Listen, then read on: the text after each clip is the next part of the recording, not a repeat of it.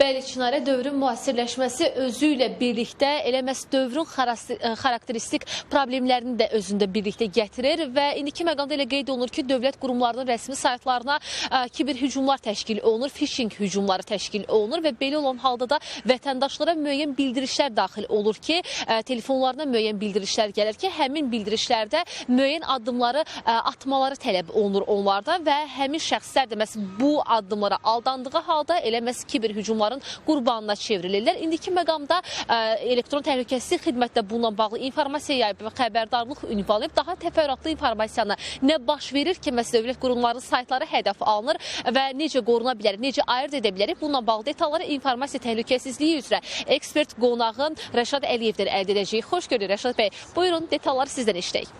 Əslində hal-hazırda belə bir şey baş verib ki, bir çox istifadəçilər işlədikləri yeri və s. sosial şəbəkələrdə paylaşdığına görə hücum edənlər öz hədəflərini dövlət orqanlarına fokuslanmış edirlər və bunlar nə edirlər? Yəni ki, sosial şəbəkələrdən və ya digər profillərdən həmin o dövlət qurumlarında işləyən texniki adamları və ya da ki, ümumiyyətlə hər hansı bir işçiləri taparaq onlara fokuslanmış bir hücumlar edirlər. Məsələn, hər hansı bir dövlət orqanındadırsa, o qurumun saytını və ya ümumiyyətlə mailinin yazılması və s. qaydasını taparaq onlara e-maillər və nömrələrini də çox rahatca sosial şəbəkələrdən taparaq onlara mesajlar göndərərək müəyyən bir hədəflər, yəni müəyyən bir targetlər seçirlər və müəyyən bir hücumlar edirlər. Hücumlar daha çox phishingdir. Phishing dedikdə nəyi nəzərdə tutulur? Yəni ki, bunların hər hansı bir zəifliklərini tapırlar. Yəni artıq bu hissədə sosial mühəndisliyi istifadə edirlər.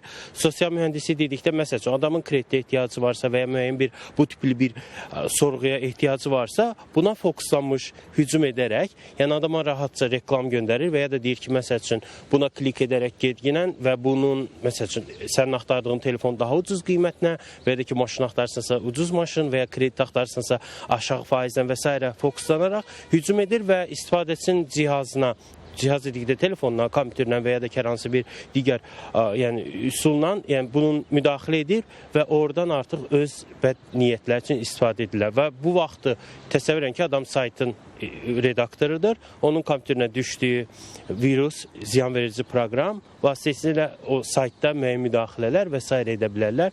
Yəni bu sahədə də artıq istifadəçiləri, yəni ki, həmin o qurumları və ya da ümumiyyətlə yaxınlarını tövsiyə edirəm ki, yəni ki, sizə tanımadığınız adamdan və ya da ki, hətta sabahları rəisinizin adından, rəhbərinizin adından bir mail gələrsə, o mailin həqiqətən də o adamdan olduğunu kilit təsdiq etsinlər. Bu nədir? Mesaj gəlib, hətta ola bilər ki, bunun telegram nömrəsinə və s. gələ bilər.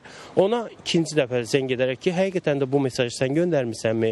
Və ya da ki, məsəl üçün, əgər əlçatan deyilsə bunun vasitəsilə, yəni ki, köməkçisinin və s. vasitəsilə bu mailin ona göndərdiyini və bu mesajın ona göndərdiyini təsdiqlədikdən sonra artıq növbəti mərhələlərə keçməyi tövsiyə edirəm. Təşəkkür edirəm ətraflı şəkildə informasiyaları bizimlə paylaşdığınız üçün. Bəli, elə aydın oldu ki, məsələ indiki dövrdə kiber cinayətkarlar kifayət qədər bu sahədə ustalaşıblar və onları ayırt etmək üçün xüsusi diqqət tələb olunur və yəni çox ustalıqla şəxslərin telefonuna bildiriş göndərirlər və eyni zamanda onların nəyə maraqlı olduqları təhlil edirlər ki, belə olan halda da insanların aldanmağı üçün kifayət qədər belə deyək tələ qururlar və insanlar da bu tələyə düşür diqqətli olmadıqları təqdirdə. Və elə ekspertin vurğuladığı məqamları xüsusilə diqqətdə saxlayaraq kiber hücumlardan qorunmuş ola bilərik. Çatdıra biləcəklərimiz isə bu qədərdir. Sözü yenidən sizə ötürürəm. Təşəkkürümü bildirirəm. Rəqsənə məlumatları bizə çatdırdığına görə.